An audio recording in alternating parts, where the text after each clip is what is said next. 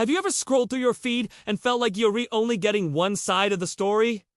It's not just you. The news we see and the posts that go viral play a huge role in shaping how we understand the world, but are we always getting the full picture? Today, we're going to talk about why that might not be the case and why thinking for ourselves has never been more important. Let's start with a topic we see a lot: borders and migration. When we see headlines about large groups of people arriving at a country's border, the conversation can get heated really fast. On one hand, you have discussions about national security and enforcing laws. On the other, you have urgent calls to protect vulnerable people, especially families and children who are often fleeing desperate situations. The debate usually centers on finding a balance. How can a country manage its borders effectively while also treating people with compassion and upholding human rights? Commentators often argue about policies like asylum processes, detention centers, and the resources available to both border agents and the people arriving.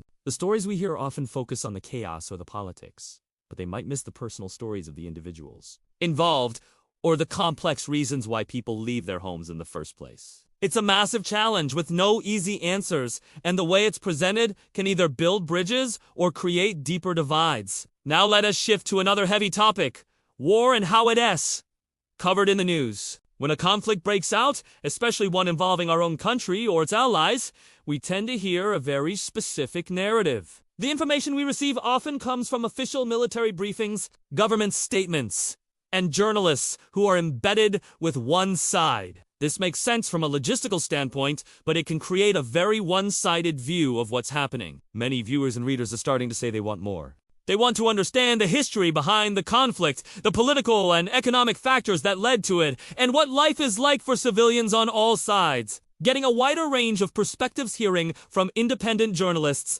humanitarian workers, and even ordinary people from the other side is crucial for a complete understanding. Without that context, it is hard to grasp the true human cost of war or to think critically about how these conflicts might be peacefully resolved. The loudest voice isn't always the only one worth listening to. And where do we get a lot of this information? Social media. These platforms have become the new public square, but it's a square where some voices are amplified while others are turned down. During election seasons, this becomes incredibly apparent. You might notice certain political stories or candidates getting a huge amount of attention, while others seem to disappear. This is because platforms use algorithms to decide what you see, and they also have content moderation policies. They have a tough job trying to balance free expression with the need to stop the spread of misinformation and harmful content. But this has led to a big public debate. Who decides what's accurate?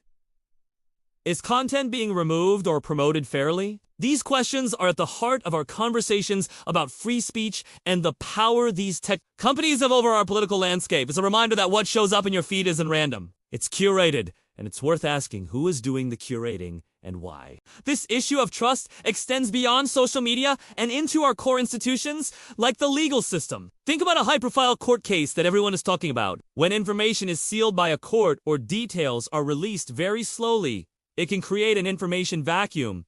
And what fills a vacuum? Speculation, rumors, and suspicion. People might start to feel that something is being hidden or that the system isn't being fair. While there are often very good legal reasons for secrecy, like protecting a witness or ensuring a fair trial, a lack of transparency can erode public trust. Many experts suggest that, within legal limits, being as open as possible is the best way to build confidence. When people understand the process and have access to the facts, they are more likely to trust the outcome, even if they don't agree with it. It's a delicate balance between legal procedure and the public's right to know. Let's also touch on military actions abroad. Things like drone strikes or special operations in other countries are often conducted with a degree of secrecy. We might hear a government announcement that a target was successfully neutralized, but the full story can be much more complicated. What about the impact on civilians in the area? Humanitarian groups and analysts often raise concerns about unintended consequences and the toll these actions take on local communities.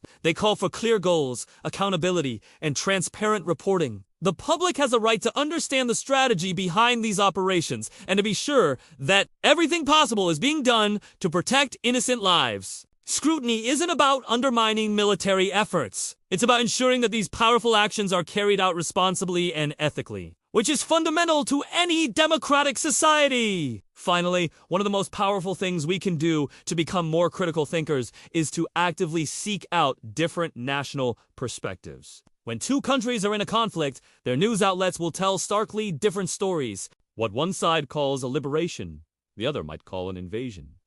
What one describes as a defensive action, the other will frame as an unprovoked attack.